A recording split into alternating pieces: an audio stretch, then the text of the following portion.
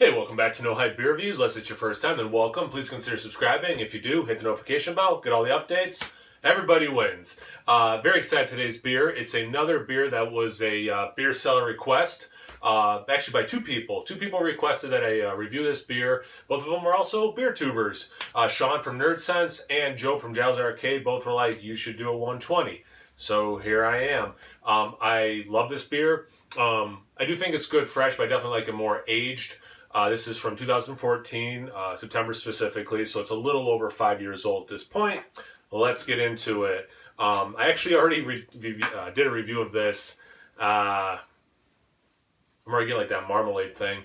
Like, I don't know, a month ago, and then I accidentally deleted it off my phone. So totally fine doing it again, but I have had this vintage recently. So, I mean, after 5 years, I guess the bottle could vary, but yeah, I'm not going in completely blind.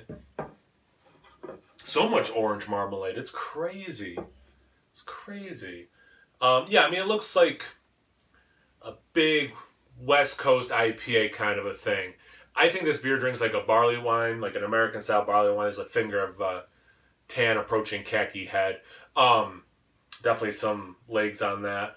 Yeah, it's like a hophead's dream or whatever. But like, it definitely drinks like a hoppy barley wine to me. You get that alcohol in that 15 to 18%. Come on. But yeah, it definitely looks like one of those traditional American IPAs, before all the, the different new ones, blah, blah, blah, blah, blah, blah, blah. Get into a proper aroma.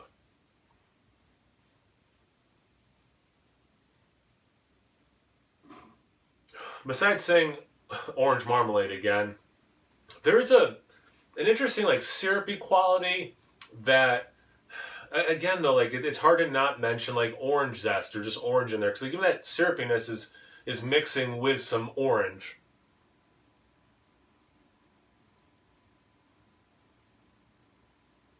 And actually, to mention a third beer tuber, I see that Mad at Massive beer reviews, sometimes like, is it old ales, I think, barley wines, whatever it is, that like minty, like something that, and I've said that, but this like eucalyptus kind of thing, and I get definitely a little bit of this like menthol mintiness, but I'm wondering if it's like in the same vein of what he's talking about. For the high alcohol, I don't get it. This is right off the shelf. It's like just over 60 degrees down here, so I mean it's relatively warm. And I'm not getting much alcohol. A little bit of honey.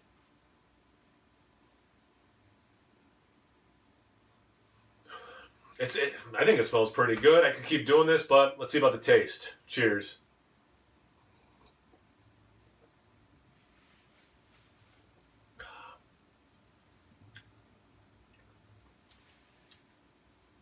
See, now I really do like this beer a lot. So I will say this, after 5 years, I think it's drinking great.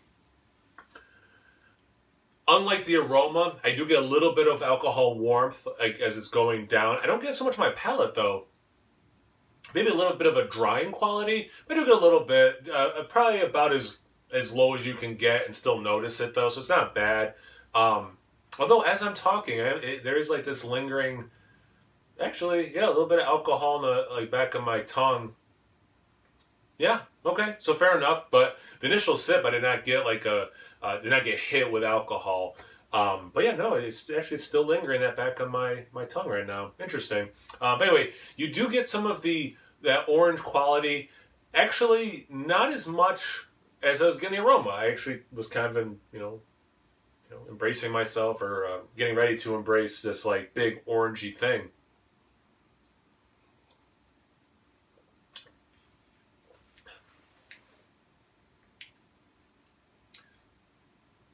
In a lot of ways, it does taste like a double West Coast IPA, or West Coast double IPA that, yeah, you made more aggressively. So that malt character that's there to sweeten it up is intensified to the point of almost being syrupy, and that hop, that it's not overly dank. I'm definitely in this citrus, a little bit of pine, not full on dank though, but West Coast hops for sure. Old school hops, whatever you want to call them at this point in 2019. It's it's a beer that is not surprising in that regard. You made a triple, quadruple IPA, whatever you want to call this, that really is just an Americanized barley wine as far as I'm concerned. But it in excuse me, it in so many ways drinks like that for sure.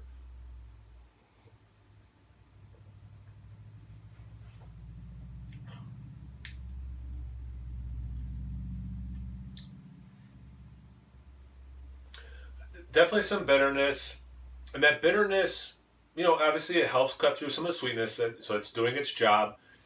And like I was saying before about the alcohol kind of lingering in the back of my tongue, there's some of that bitterness compounding as I'm taking more and more sips, and before it's able to go away, and then I take the next sip. So definitely that part's compounding, but the alcohol, which is a good thing, is not compounding, but that bitterness is.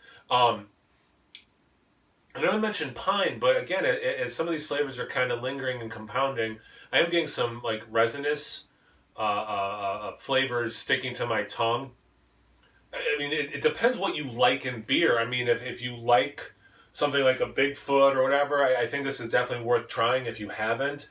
If you do like old school hops and hoppy beers and you haven't tried this, it's probably, at least at the very least, it'll be a fun try because it's so reminiscent of that, but then it amped up, so it's a different version of that. But I think it would be really, really cool for you to try. Excuse me, jeez. But yeah, liking this beer again. Wow, why can't I talk? First beer. I do like it fresh. I do think it ages better, and it does say somewhere like ages with the best of them. Um, Enjoy now or age for a decade or so. I only want half a decade. So yeah, thanks guys for the request. I'm really glad I got to do this, and hopefully I'll not delete it off my phone this time. Check those guys out for sure. Again, Sean at Nerd Sense and Joe from Jow's Arcade. Check me out on Instagram Untapped. No hype reviews at both those places. So please like, comment, subscribe, and most importantly, imbibe. Cheers, everyone.